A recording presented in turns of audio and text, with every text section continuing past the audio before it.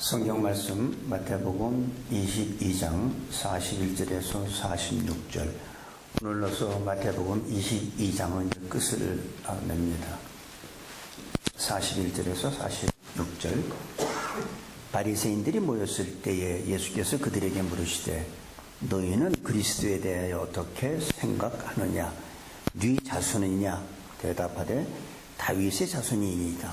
가라사대 그러면 다윗이 성령에 감동하여 어찌 그리스도를 주라 청하여 말하되 주께서 내 주께 이르시되 내가 내 원수를 네 발 아래에 둘 때까지 내 우편에 앉으라 하셨도다 하였느냐. 다윗이 그리스도를 주라 칭하였은즉 어찌 그의 자손이 되겠느냐 하시니 한 말도 능히 대답하는 자가 없고 그날부터 감히 그에게 묻는 자도 없더라. 아멘. 지금까지는 많은 사람들이 예수님한테 와서 많은 질문을 했습니다. 결론은 예수님을 시험하기 위한 거였고 예수님 말에서 특집을 잡아 어떤 그 올무를 씌우려고 했습니다. 지금까지 대표적으로 바리새인과 서기관과 대제사장 또는 사두개인들도 왔었죠. 율법사도 왔었고 심지어는 헤롯 당원도 예수님한테 왔습니다. 첫 번째 와서 예수님을 공격한 게 예수님의 성전에서 말씀을 하시니까 무슨 권세로 이런 말을 하느냐, 그리고 그 권세를 누가 줬느냐, 이게 첫 번째 도전을 했고, 두 번째는 헤롯 당원과 바리새인들이 와가지고 세금을 내는 게 옳습니까 아닙니까? 세금 문제를 가지고 왔습니다. 그 다음에 세 번째가 이제 부활의 문제를 가지고 사두개인들이 왔습니다. 그리고 이제 율법사가 와서 하나님의 계명 중에서 어느 게 가장 큽니까? 이렇게 질문을 했습니다. 그런데 오늘 이상하게 오늘은 거꾸로 상황이 바뀌었습니다.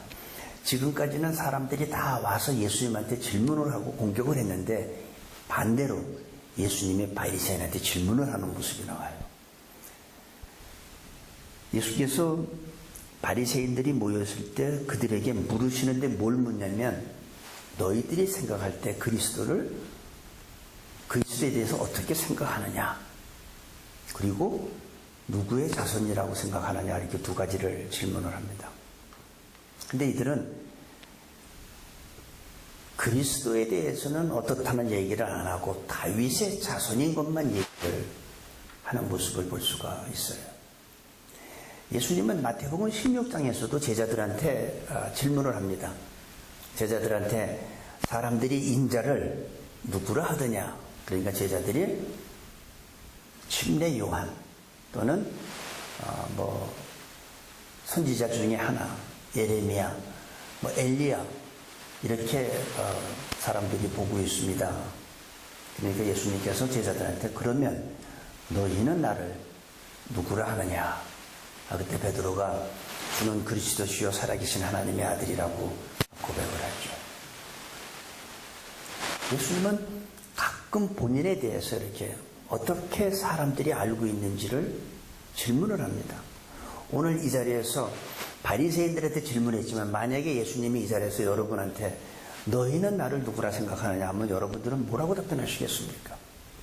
베드로와 같이 주는 그리스도시요 살아계신 하나님의 아들이라고, 메시아라고, 나의 구원자라고 말씀하시겠습니까? 아니면 선지자 중에 하나가 아닐까, 그렇게 말씀하시겠습니까? 41절에서 45절 보니까 예수님의 한 질문에 바리새인들은 즉시 다윗의 자손이라고 고백을 합니다. 그러니까 예수님이 만약에 너희들이 다윗의 자손이라고 고백을 했는데 그렇다면 어떻게 다윗이 성령의 감동함을 받아서, 이게 뭐냐면 지금 이 말씀이 44절의 말씀이 뭐냐면 시편 110편 1절의 말씀이에요. 이게 시편 110편 1절의 말씀을 예수님이 인용하는데 그 110편 시편을 다윗이 그냥 쓴 게 아니라 성령의 감동함을 받아서 썼다는 얘기예요. 그래서 예수님이 말하면 가라사대 그러면 다윗이 성령에 감동하여 어찌 그리스도를 주라 칭하여 말하였느냐. 너희가 메시아가 다윗의 자손이라고 말했는데 그렇다면 다윗이 성령에 감동해서 어떻게 나의 주님이라고 말할 수가 있느냐. 다윗의 자손인데 내 후손 내 자손인데 어떻게 자손한테 나의 주님이라고 말할 수 있느냐. 이건 모순이 아니냐 하고선 지금 반문을 하는 겁니다. 그리고 예수님은 지금 바리새인들한테 다윗이 시편 110편을 쓴 것이 그냥 쓴 게 아니라 성령의 감동함으로 써져 있다는 거죠. 모든 성경은 하나님의 감동으로 된 것이죠. 그죠? 다윗이 지금 성경을 썼어요. 근데 성령의 감동함으로 썼다는 얘기죠. 그리고선 다윗의 후손에서 나오는 그리스도를 다윗이 나의 주님이라고 고백을 했다는 거예요. 그래서 오늘 제목이 다윗의 그리스도예요. 다윗의 그리스도가 바로 우리의 그리스도, 나의 그리스도. 다윗의 후손은 그리스도가 될 수, 다윗이 자기 후손 보고 주라고 주님이라고 고백할 수가 없다는 얘기죠. 그래서 다윗의 후손 그 이상의 의미가 있다는 얘기예요. 다시 말해서 유대인들은 메시아가 다윗의 후손에서 태어나는 것만 생각했지 그분의 인성만 생각했지 그분의 신성을 몰랐다는 거죠. 성경은 하나님의 감동으로 쓰여진 책입니다. 어떤 사람들은 성경을 갖다가 하나님의 말씀으로 생각하지 않고 이스라엘의 역사를 기록한 책이라고 또 생각하는 사람들도 있어요. 물론 이스라엘의 역사도 기록이 되어 있습니다. 하지만 성경은 1500년 동안 40명의 사람들을 통해서 쓰여진 책이에요. 하나님이 그 시대마다 사람들을 불러서 하나님의 감동으로 쓰여진 책이에요. 그들의 직업은 다 다릅니다. 어부도 있었고 농부도 있었고 왕도 있었고 심지어는 양을 치는 목자도 있었어요. 근데 이 사람들이 1500년 동안에 성경을 쓰기 위해서 한 번도 만나서 회의를 한 적도 없어요. 그런데 1500년 동안 40명의 각기 다른 시대에 다른 상황에 다른 직업을 가진 사람이 썼는데도 불구하고 성경은 주제가 같습니다. 통일성이 있습니다. 그래서 성경은 사람이 쓴 책이지만 1.1획도 틀림없는 하나님의 말씀인 거예요. 오늘 예수님이 다윗이 시편 110편 쓴 것을 성령의 감동으로 쓰였다고 얘기를 하고 있어요. 인간이 썼죠. 하나님 감동을 받아서. 마찬가지 예수님이 100% 인간이면서 100% 하나님과고 똑같은 거예요. 성경은 사람이 썼지만 100% 1.1획도 틀림없는 하나님의 말씀입니다. 많은 사람이 성경을 갖다가 연구를 하고 성경이 하나님의 말씀이란 걸 자꾸 증명하려고 그러는데 성경은 누구의 증명이 필요한 책이 아닙니다. 성경 자체가 증거예요. 하나님도 사람들이 자꾸 그 학문적으로 자꾸 연구해서 신학 박사를 자꾸 받는데 여러분 하나님이 학문의 연구 대상입니까? 하나님은 연구 대상이 아니에요. 하나님은 인간에게 예배 받으시고 경배 받으실 분이지 하나님은 우리한테 영광 받으실 분이지 그분의 존재를 누가 증명할 필요가 없는 겁니다. 그래서 성경에서 창세기 1장 1절에 뭐라고 했어요? 태초에 하나님이 천지를 만드신 거예요. 하나님이란 존재는 원래 계셨고 원래 영원 전부터 계신 그분이 천지를 만드셨다는 거예요. 하나님의 존재를 우리는 이러이러하니까 고로 하나님은 존재하신다가 아니라는 거죠. 하나님은 우리의 예배의 대상이에요. 우리 믿음의 대상이에요. 그래서 이 성경에 보면 우리가 이 참 어떤 분이 마태복음 읽다가 중간에 오래전에 제가 이렇게 어떤 분하고 얘기하는데 자기는 성경을 읽는데 마태복음에서 넘어가질 못한대. 왜냐면 아브라함과 다윗의 자손 예수 그리스도의 계보죠. 나오죠. 아브라함이 이삭을 낳고 이삭이 야곱을 낳고 해서 자기는 거기서 더 이상 못 나가겠대요. 근데 거기에 신비한 의미가 있습니다. 구약 성경의 첫 번째 책이 창세기죠. 창세기에 보면은 누가 몇 세까지 살고 죽었더라. 누구는 몇 세까지 살고 죽었더라. 누구는 몇 세까지 살고 죽었더라. 그래서 구약에는 죽고가 나와요.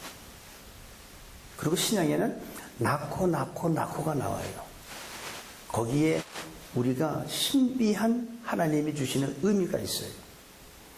구약에서 죽고는 아담이 범죄하고 죄 지은 인간은 죽을 수밖에 없다는 얘기예요. 그리고 신약에서 낳고는 그리스도로 말미암아 우리가 생명을 얻는다는 거예요. 낳고 영생을 얻는다는 거예요. 그게 구약의 첫 번째 책과 신약의 첫 번째 책에서 주시는 아주 신비한 의미입니다. 그래서 낳고가 생명을 얻는다는 거예요. 예수 그리스도로 말미암아. 근데 문제는 학문을 연구한다는 사람들이 있습니다. 신앙이 없는, 한마디로 얘기해서 믿음이 없는 학자들이 성경을 연구한다면서 성경에 뭐라고 기록되어 있어요? 처녀가 잉태하여 아들을 낳으리니. 분명히 이렇게 기록됐죠. 근데 믿음 없는 학자들은 그거를 그렇게 보지 않아요. 다르게 해석을 해요. 모세가 홍해를 가르고 지나갔죠. 물론 모세가 가는 게 아니라 하나님이 갈라주신 거지만 믿음이 없는 학자들은 그걸 그렇게 보지 않고 갈대숲인데 멀리서 보니까 그렇게 보였다. 이상하게 사람들은 생각합니다. 거기다가 예수님의 부활도 안 믿어요. 나 그런 사람 보면 참 왜 성경을 연구하는지 모르겠어요. 그냥 성경 연구하지 않고 딴 거 연구했으면 좋겠어요. 어떻게 죽은 자가 다시 살아날 수 있냐 이거예요. 하나님은 우리의 지식과 우리의 이성과 우리의 경험 속에 계신 분이 아니에요. 근데 자꾸 사람들은 자기의 지식 안에서 하나님을 찾으려고 그러고 자기의 경험 안에서 자꾸 하나님을 증명하려고 그러는데 하나님은 그런 분 아닙니다. 우리의 인간의 지식 세계와 경험 세계 거기 바깥에 계신 분이에요. 만약에 우리가 눈으로 볼 수 있는 분이라면 그 믿음이 아니죠. 내가 본 거를 인정하고 확인하는 거죠. 믿음은 보이지 않는 걸 믿는 거예요. 여러분 냄새란 것이 보입니까? 하지만 우리 믿잖아요. 그게 믿음이에요. 믿음은 바라는 것들의 실상이죠. 오늘 이 많은 사람들이 그렇게 인정을 안 하려고 그래요. 예수님이 어떻게 죽은 사람이 살아날 수 있냐고. 그리고 천국과 지옥 얘기하면요, 그거는 심리적으로 안정을 받기 위해서 그런 거고 상징적인 것이지 진짜 천국과 지옥이 있는 것이 아니라고 얘기합니다. 답답하죠. 만약에 다윗의 자손이었으면 예수님은 죽으면 그거로 끝나요. 부활할 수가 없어요. 예수님은 하나님이시기 때문에 100% 사람이었고 100% 인간이었기 때문에 다시 부활할 수 있는 거예요. 그 부활했기 때문에 우리의 믿음도 우리의 신앙도 우리가 의롭게 되는 거죠. 만약에 예수님이 부활이 없다면 우리들의 믿음은 헛거고 우리는 아직도 죄 가운데 있습니다. 예수님이 부활한 것 같이 우리 모두도 그날에 다시 부활될 줄 믿습니다. 만약에 예수님이 부활하지 않았다면 이 기독교는요 2000년이 좀 넘었는데 이건 최대의 사기죠. 사기극이죠. 근데 예수님이 부활한 걸 가지고 부활이 없다면서도 기독교가 다 사기라고 얘기합니까? 기독교는 진짜 신앙이에요. 그리고 인간들이 만든 무슨 우상을 만들어 놓고 하는 건 그건 종교예요. 종교와 신앙은 다릅니다. 눈에 보이지 않는 것을 믿는 게 신앙이에요. 눈에 보이는 것을 믿는 것들은 종교고. 여기 46절에 보니까 한 말도 능히 대답하는 자가 없고 그날부터 감히 그에게 묻는 자도 없더라. 바리새인들은 예수님의 놀라운 말씀 앞에 그들은 침묵할 수밖에 없습니다. 그냥 딱 닫았어요. 더 이상 입을 열 수가 없어요. 자기들이 생각했던 예수 그리스도는 다윗의 후손이라는 생각만 했지, 다윗의 자손이라는 것만 생각했지, 바로 예수님이 그 그리스도는 다윗의 후손 그 이상이라는 신성이 있다는 것, 원래 그분은 본래 하나님의 본체라는 것을 지금 깨닫게 해주는 거예요. 요한복음 8장 58절에 보면 예수님이 그랬어요. 나는 아브라함이 나기 전부터 있었다고 얘기합니다. 근데 이 다윗은 뭐 한참 밑에 사람이죠. 예수님은 태초 이전부터 계신, 영원 전부터 계신 분이 예수님입니다. 지금도 아직도 성경을 가지고 얘기하는 자들이 예수님은 하나님의 아들로서 인성만 주장한 자들이 있습니다. 절대로 예수님의 인성만 주장해도 안 되고 예수님의 신성만 주장해도 안 되고 예수님은 100% 인간이었고 100% 하나님이었습니다.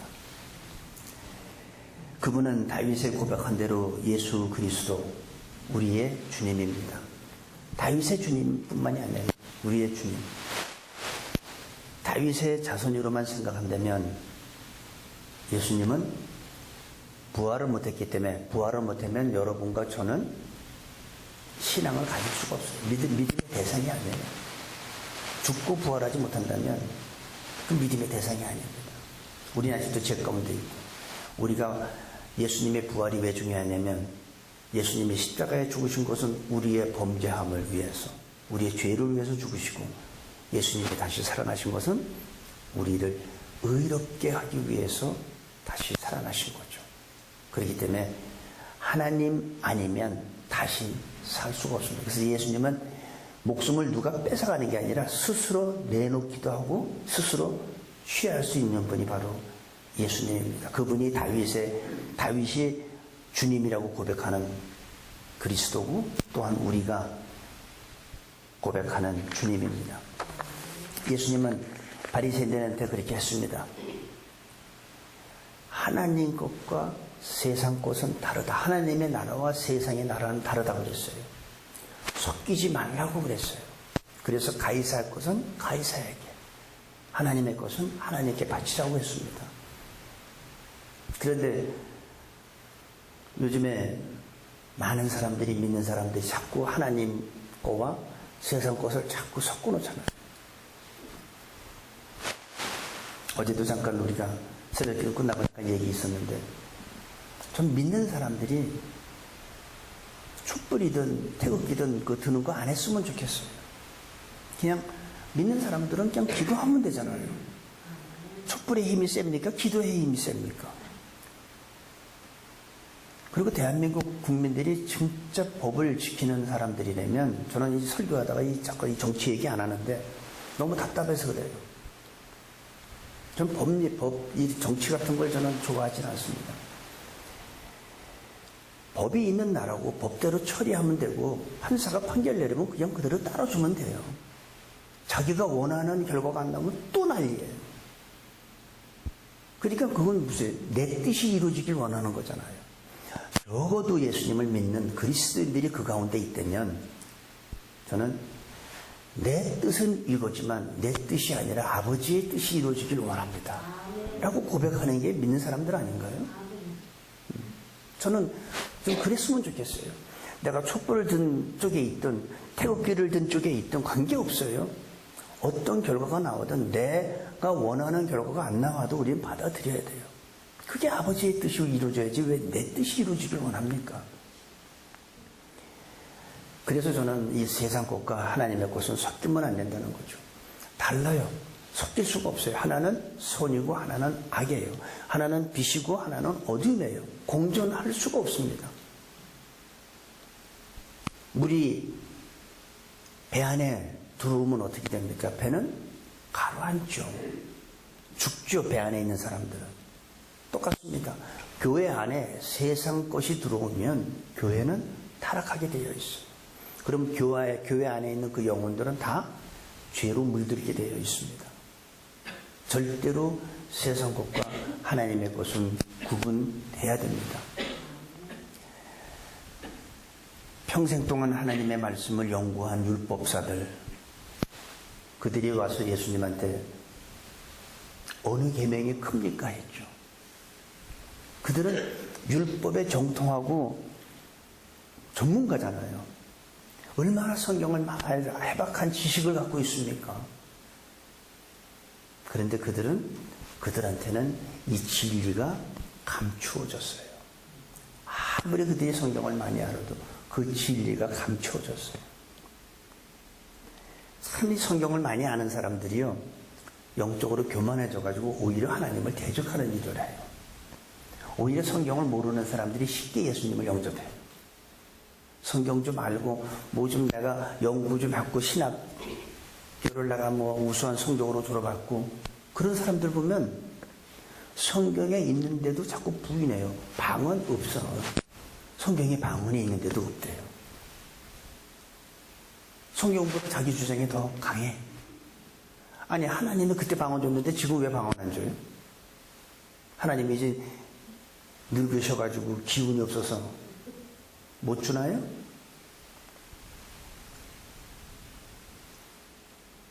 오히려 성경을 많이 아는 사람들이 더 문제가 많습니다. 예수님이 탄생할 때에 동방박사가 와가지고 예수님이 별을 보고 왔었죠. 그런데 헤롯이 그 동방박사한테 그럽니다. 너희들이 가서 그 왕을 보면 내게도 알려달라고 얘기를 하죠. 근데 동방박사들은 탄생한 예수님한테 경배하고 그냥 갑니다. 그러니까 헤롯이 서기관들을 불러요. 성경에 능통한 전문가들을 불러요. 그리스도가 어디서 태어나느냐? 그들은 잘 알죠. 베들레헴입니다. 그렇게 알면서도 동방박사들은 경배했는데 이 서기관들은 그렇게 하나님 말씀을 잘 알고 어디서 태어나는 것까지 알면서도 경배하러 안 가요. 이게 성경에 능통한 사람들이 하는 모습이에요. 그런데 재미나는 건 성경을 안 믿는 헤롯은요, 군대를 보내요. 2살 미만의 남자아이를 다 죽이라고. 이게 얼마나 웃기는 얘기입니까? 하나님을 안 믿는, 성경을 안 믿는 자는 군사를 보내서 남자아이 2살 아래를 다 죽이라고 하는데 이 서기관들은 그걸 알면서도 경배하러 안 가는 게 바로 성경을 많이 읽고 많이 알고 신학교를 나왔어도 그리스도를 발견하지 못한다면, 십자가를 발견하지 못한다면, 부활을 발견하지 못한다면, 다시 오실 예수님을 발견하지 못한다면 그분은 아무것도 모르는 거예요. 성경을 많이 창세기부터 요한계시록까지 읽으면서 그리스도, 예수 그리스도, 십자가, 죽음, 부활, 이거 죄사함 이거 발견 못하면 아무것도 발견 못한 거예요. 바리새인과 서기관들을 보면 얼마나 불행합니까? 예수님은 그들한테 그랬어요. 이 지옥에 너희가 지옥의 판결을 어찌 피하겠느냐? 독사의 자식들아. 누구한테 그랬어요? 그 당시에 종교 지도자들이에요. 바리새인들은 특별하게 하나님을 섬기겠다고 구별된 자들인데 예수님은 그들에게 무서운 말씀을 했습니다. 화 있을진저.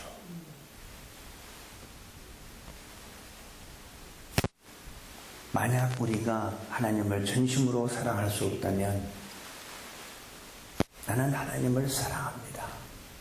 근데 나는 전심으로 사랑하지 못해. 내 일이 먼저야.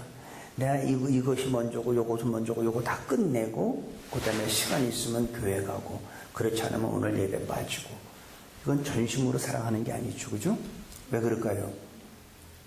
지식적으로, 머리로만 예수님을 믿기 때문에, 가슴으로 믿지 않기 때문에 그런 사랑을 할 수 없는 겁니다. 진짜 예수님의 나를 위해서 십자가에서 죽으시고 부활한 걸, 나 때문에 부활한 그 사실을 내가 믿는다면 우리는 도저히 시시하게 예수님 믿을 수가 없어요.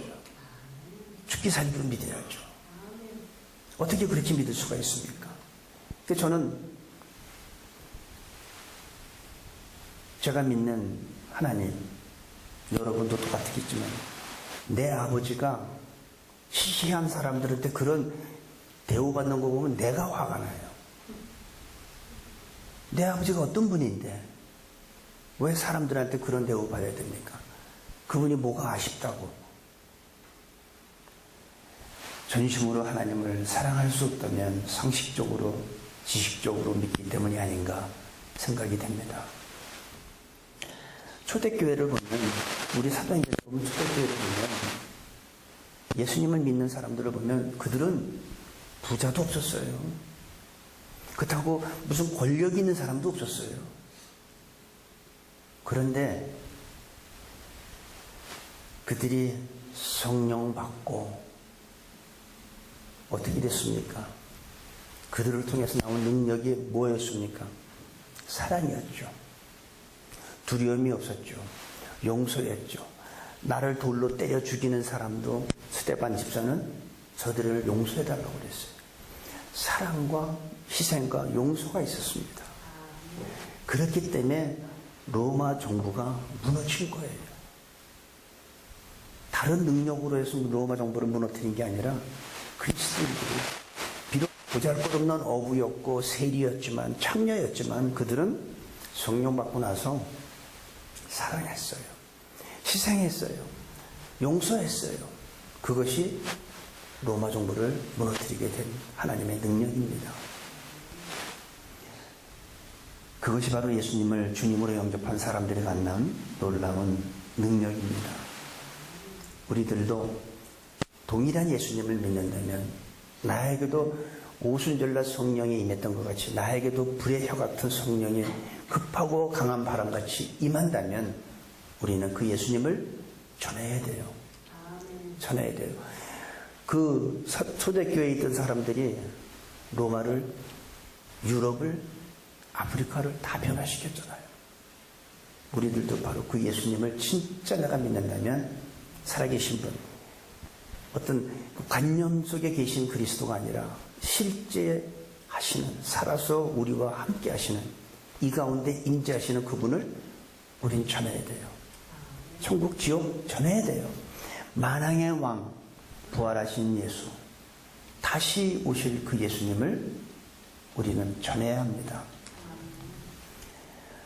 부활을 부정하고 십자가를 조롱하고 성경을 부인하는 그 어떤 세력도 그리스도인인 우리들을 이길 자는 없습니다. 왜 우리를 이기지 못할까요? 그분은 살아계셔 우리와 함께 하시기 때문에. 로마 정부가 그 그리스도인들을 못 이겼어요. 그게 우리가 전하는 그 예수 그리스도를 진실로 믿는 사람들한테 있는 놀라운 능력입니다. 그 능력이 오늘 우리 가운데 함께 하시기를 원합니다. 우리 새누리교회 성도님들한테 그 놀라운 능력이 나타나기를 간절히 기도합니다. 아버지 하나님, 감사와 찬양과 영광을 돌립니다. 우리 주위에 예수님을 믿지 않는 사람들보다 예수님을 잘못 믿고 성경을 부인하고 부활을 부인하고 다시 오실 예수님을 부인하는 사람들로 교회가 병들어가고 있습니다. 예수님의 십자가가 다시 높이 들리게 하시고 부활의 능력이 우리를 통해 나타나게 하여 주셔서 세상의 모든 불의와 부패와 죄악이 예수의 이름으로 사라지게 하여 주옵소서. 예수님의 이름으로 기도합니다. 아멘.